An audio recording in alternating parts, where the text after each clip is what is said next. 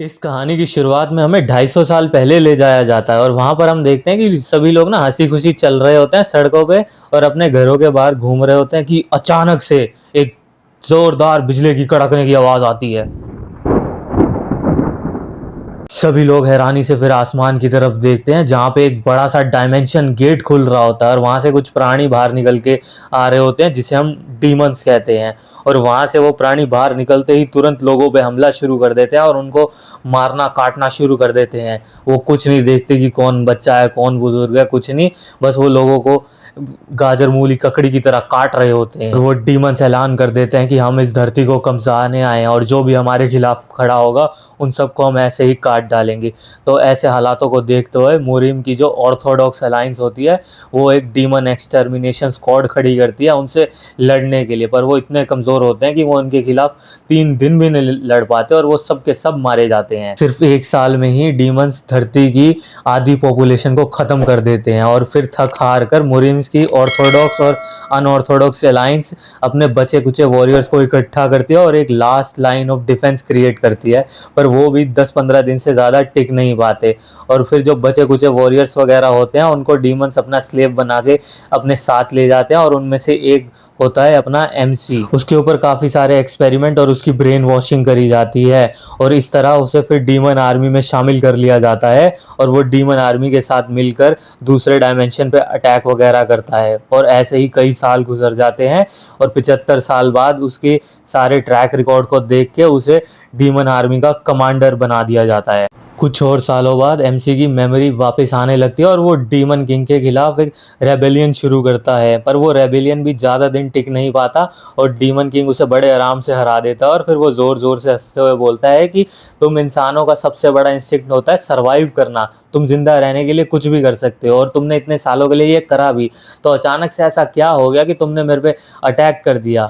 तो अपना एमसी बोलता है कि मैं बस एक बार देखना चाहता था तुमसे लड़के कि तुम कितने ताकतवर हो, ताकि जब अगली बार मैं तुम पे हमला करूं तो मैं बिल्कुल तुम्हारी गांड फाड़ सकूं। तो ये सुन के डीमन किंग जोर जोर से हंसने लगता है और वो बोलता है तुम्हें क्या लगता है मैं तुम्हें जिंदा छोड़ दूंगा और तुम्हें मैं वापस अटैक करने का मौका दूंगा मेरे पे। एमसी फिर जोर जोर से हंसता है और बोलता है कि तुम मेरे को नहीं मार सकते और फिर वो अपने हाथ से अपने दिल को जोर से दबा देता है और आसमान में एक पर्पल कलर की मैजिक सी आने लगती है और एक लाइटनिंग एमसी पे आके गिरती है। तो डीमन किंग बोलता है अच्छा टाइम रिग्रेशन मैजिक, इसलिए तुम इतने कॉन्फिडेंस है। तो एमसी बोलता है इसको इस दिन को याद रखना, अगली बार तुम और तुम्हारी डीमन आर्मी दोनों की मैं गांड फाड़ दूंगा। डीमन किंग हंसते हुए बोलता है मैं भी वो दिन ज़रूर देखना चाहूँगा। फिर हम देखते हैं कि एमसी टाइम ट्रेवल करके डीमन आर्मी के इन्वेजन से 10 साल पहले आ जाता है और फिर वो जब उठता है उसको याद आता है कि अगले दिन तो उसका मैच है अपनी इंस्ट्रक्टर की पोजीशन बनाने का। तो फिर हम अगले दिन देखते हैं कि उसका मैच हो रहा होता है एक दूसरे उसके अपोनेंट के साथ और रेफरी वहाँ पे अनाउंस कर रहा होता है कि मेरे राइट हैंड साइड है एमसी जिसका नाम है सा बिगैंग और दूसरी साइड में उसका चैलेंजर जिसका नाम है डिवाइन स्पीयर मियांग।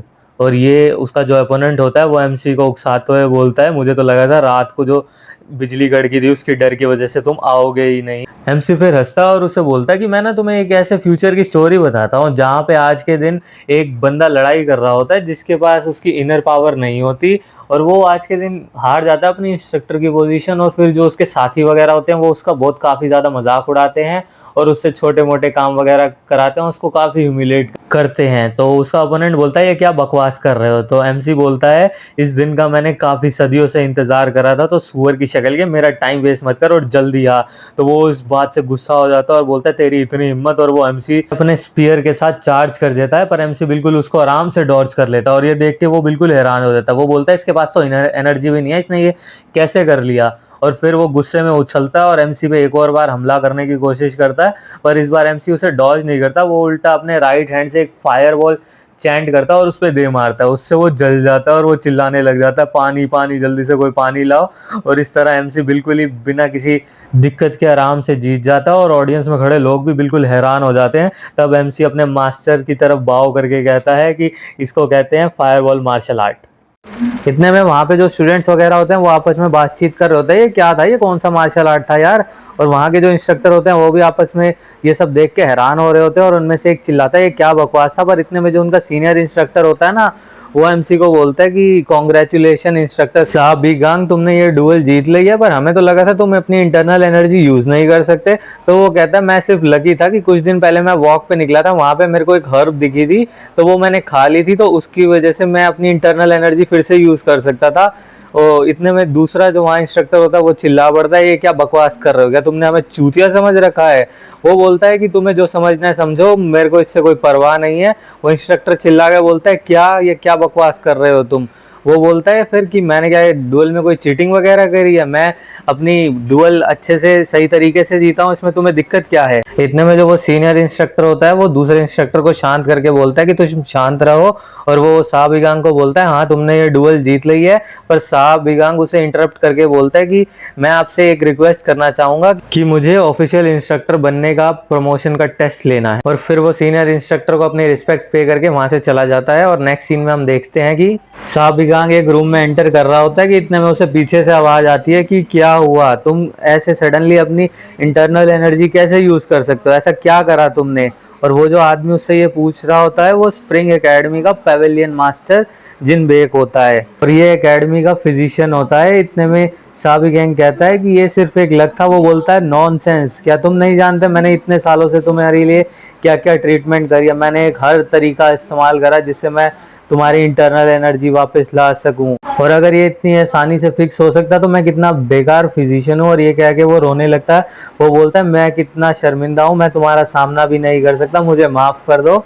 और वो सोचता है अपना एमसी ये बिल्कुल भी नहीं बदले, ये बिल्कुल मेरे माता पिता की तरह है। 15 साल पहले ये वही है जो बिल्कुल आग में कूद गए थे मेरे को बचाने के लिए, इन्होंने अपनी जान की परवाह भी नहीं करी थी। और ये वही हैं जिन्होंने जब डीमन इन्वेजन हुआ था तब भी मेरे को बचाने की पूरी कोशिश करी थी, पर इस टाइम मैं इनका पूरा ध्यान रखूंगा। और वो बोलता है पेविलियन मास्टर आप चिंता मत करो, मेरी इस बार मैं सारी प्रॉब्लम्स को अपने तरीके से हैंडल करूंगा, बस मेरे पे विश्वास रखो। और फिर वो अपने कमरे में आके माना की प्रैक्टिस कर रहा होता है, और वो सोचता है यार मेरा 8 सर्कल का माना 4 सर्कल पे आ गया है, पर ये अच्छा है मैं कम से कम वापस तो आ सका, मैं हिस्ट्री बदल सकता हूँ, मैं डीमंस को इस बार अर्थ को तबाह नहीं करने दूंगा, मैं इनको हरा के रहूंगा। मेरे को उनके तरीके वगैरह भी पता है, मेरे को उनके मैजिक और वो जो आर्टिफैक्ट अपने वेपन्स वगैरह रखते हैं उनका भी पता है। वो ये सब सोच रहा होता है कि इतने में इसके दरवाजे पे नॉक होता है, और वहां से वो पेविलियन मास्टर आता है, और वो बोलता है कि वाइस एकेडमी मास्टर ना तुम्हें बुला रहे हैं। वो बोलता है इस टाइम, वो बोलता है हाँ मुझे लगता है वो जो तुम प्रमोशन का एग्जाम लेने के लिए कह रहे थे शायद इसी वजह से बुला रहे हैं, और वो जो टेस्ट होगा वो काफी मुश्किल होगा क्योंकि तुमने उस बंदे को हराया जिसको वो तुम्हारी पोजीशन देना चाह रहे थे, तो तुम थोड़ा उनसे संभल के रहना। और वैसे तुम प्रमोशन एग्जाम लेना क्यों चाह रहे हो, तो वो बोलता है ताकि मैं इस एकेडमी को फिक्स कर सकूं। तो फिर वो वाइस मास्टर से मिलने उसके कमरे में पहुंचता है, और फिर वहां पे वाइस मास्टर पूछता है क्या तुम श्योर हो ना, तुम ये एग्जाम लेना चाह रहे हो, सीरियस हो ना। तो वो बोलता है बिल्कुल वाइस मास्टर, मैं बिल्कुल सीरियस हूँ। वहाँ पे जो दूसरा इंस्ट्रक्टर बैठा होता है वो कहता है तो फिर मैं अब तुम्हें टेस्ट के बारे में बताता हूँ, और अगर तुम्हें सीनियर इंस्ट्रक्टर बनना है तो तुम्हें डिमोनिक नाइट के स्ट्रॉन्ग होल्ड पे रेड मारनी पड़ेगी। एमसी बोलता है तुम्हारा मतलब है बैंडेड्स जो पहाड़ पे हमारे पीछे। उसका इंस्ट्रक्टर बोलता है हाँ वही। तो एमसी पूछता है कि उसका इंस्ट्रक्टर बनने से क्या लेना देना, तो वो जो वाइस एकेडमी मास्टर होता है वो बताता है ऑब्वियसली एक एकेडमी इंस्ट्रक्टर का काम ही यही होता है इविल मार्शल आर्ट्स को हराना और बैंडेड्स को सबड्यू वगैरह करना, मतलब उनको पकड़ना। और वो एकेडमी की मेन फोर्स का एक हिस्सा होता है जो ऑर्थोडॉक्स अलायंस वगैरह को भी ज्वाइन करते हैं। फिर साबिगांग बोलता है या मेरे को समझ आ गया, ये बता मेरे पास कितना समय है। तो वो जो दूसरा इंस्ट्रक्टर होता है वो चिढ़ जाता है, वो बोलता है यू एरोगेंट, तेरी इतनी हिम्मत, इंस्ट्रक्टर से कैसे बिहेव कर रहा है। तो वो वाइस एकेडमी मास्टर जो होता है वो उसे चुप कराता है। वो बोलता है तुम्हारे पास 2 हफ्ते हैं, अगर तुम एक भी दिन देरी से आए तो हमेशा के लिए अपनी प्रमोशन भूल जाना। वो बोलता है 2 हफ्ते सिर्फ 3 दिन बाद तुम बेवकूफ से मिलता हूँ, या बाय बाय। वो जो दूसरा इंस्ट्रक्टर बैठा होता है वो उसकी कान में चुगली करते हुए बोलता है क्या तुम सच में इसे प्रमोट करना चाहते हो। वो बोलते हो अगर ये सक्सेसफुल हुआ, पर ऐसा होएगा ही नहीं क्योंकि वो कभी लौट के वापस आएगा ही नहीं। वो बोलता है तुम्हारा कहने का मतलब क्या है। फिर वो बताता है कि जो ये ग्रीन फॉरेस्ट अलायंस है ना, इसमें एक पीक लेवल का मार्शल आर्टिस्ट है जो इनका लीडर है, उसका नाम है एक ग्यूग्योम, और वो कोई ऐसा वैसा बंदा नहीं है। और जो ऑर्थोडॉक्स अलायंस है ना, वो भी उससे डरती है और उनको भी ये लगता है कि ये अनऑर्थोडॉक्स अलायंस का कोई लीडर वीडर है, जिसको लोग हेवन डिस्ट्रॉइंग सेक्ट भी कहते हैं। साबिगांग आज की डुअल सिर्फ इसलिए जीत गया क्योंकि वो अपनी टेक्निक्स वगैरह हाइड कर रहा था, पर अब ये रियल सिचुएशन है और असली टेस्ट है, यहाँ कोई ड्यूअल व्यूअल नहीं है, मुझे पूरा विश्वास है वो वापस नहीं आ पाएगा। नेक्स्ट सीन में फिर हम देखते हैं साबिगांग अपने मैजिक के जरिए हवा में कूद रहा होता है, जंप वगैरह कर रहा होता है, और फिर वो अपने आंखों में ना माना लेके सर्च मैजिक यूज करता है। तब उसे एक लोकेशन दिखती है हिडन सी, जिसमें माना बैरियर वगैरह लगे होते हैं। वो उसके अंदर जाता है तो वहां देखता है वो एक माना स्टोन पड़ा है। ये माना स्टोन ना असल में डीमंस वगैरह ने प्लांट कर रखा होता है, ताकि जब वो अर्थ पे आए उन्हें कंटिन्यूस माना की सप्लाई वगैरह न मिल सके। और ये माना स्टोन वो ले लेता है और उससे एनर्जी एब्जॉर्ब करके वो अपना माना बढ़ा लेता है। वो बोलता है कि अभी बेशक सेंट्रल प्लेन्स में कोई माना यूज करना नहीं जानता, पर ये फिर फिलहाल के लिए है, मैं देखना सबको सिखाऊंगा और इन डीमंस को इस बार मैं छोड़ूंगा नहीं। और जब वो माना स्टोन से माना एब्जॉर्ब कर लेता है तो वहां पे एक ब्लास्ट सा हो जाता है। फिर नेक्स्ट सीन में हम देखते हैं कि बैंडिट्स कुछ इधर उधर तलाश कर रहे होते हैं, और फिर उनमें से एक बैंडिट बोल पड़ता है लीडर यहाँ पे कुछ भी नहीं है। तो उनका लीडर गुस्सा हो जाता है और बोलता है चुप करो, मैंने जरूर यहाँ पे एक एक्सप्लोजन की वेव सुनी थी, तो ध्यान से ढूंढो, चौकन्ना होकर ढूंढो। और इतने में उन्हें पीछे से आवाज आ जाती है। एमसी ताली बजा के बोलता है कि हाँ मेरे को पता था तुम पीक लेवल के मार्शल आर्टिस्ट हो। तो वो बैंडिट पूछता है तुम कौन हो? वो बोलता है ड्रैगन एकेडमी का इंस्ट्रक्टर। वो बैंडिट्स आपस में खुसफुसाने लगते हैं और वो बोलते हैं स्प्रिंग एकेडमी का इंस्ट्रक्टर यहाँ पे क्या कर रहा है? तो वो बोलता है चूतियो अपना मुंह बंद रखो। और फिर वो जो उनका लीडर होता है वो बोलता है क्या तुम सच बोल रहे हो? और अगर हाँ तो क्या वो जो एक्सप्लोजन हुआ था उसका कारण भी तुम हो? तो एमसी कहता है अगर मैं हूं भी तो तू क्या कर लेगा बे? तो वो एमसी पे एक माना स्लैश सा करके मारता है और बोलता है कि तुम्हें मार डालूंगा, इसीलिए तो मैं यहाँ आया हूँ। एमसी भी फिर उस पर रिटेलिएट करते हुए वापस से अपने हाथ में माना लेता है और उन बैंडिट्स की तरफ स्लैश करके मारता है। इसमें आधे से ज्यादा बैंडिट्स के ना मुंडी तक उड़ जाती है एक ही बार में। फिर सागेगांग बोलता है व्हाट अ कोइंसिडेंस, मैं भी तुम्हें यहाँ पेलने के लिए ही आया हूँ। और दोनों की फाइट चालू होती है और वो एमसी उसे बोलता है कि तुम्हें अपने सबऑर्डिनेट्स का बदला जरूर लेना है। तो फिर वो जो उनका लीडर होता है बैंडिट्स का वो बोलता है कौन हो तुम? और दोनों फाइट वगैरह कर रहे होते हैं, आपस में स्वॉर्ड्स के ब्लोज वगैरह एक्सचेंज कर रहे होते हैं। वो बोलता है मैंने तुम्हें बताया तो था मैं डीमन स्प्रिंग एकेडमी का इंस्ट्रक्टर होता हूँ। तो वो जो बैंडिट लीडर होता है वो मन ही मन सोच रहा होता है ऐसा कैसे हो सकता है। फिर बैंडिट का लीडर अपनी पावर चार्ज करते हुए एक मूव चलता है heaven destroying hegemony divine art, जिसमें वो अपनी सारी कोर एनर्जी रिलीज करता है। वो बोलता है साले चूतिए तेरी वजह से मेरे को वो मूव यूज करना पड़ रहा है जो मैंने ट्रेटर्स के लिए रखा था जिस दिन उन्होंने मेरे को क्लिफ से नीचे फेंका था।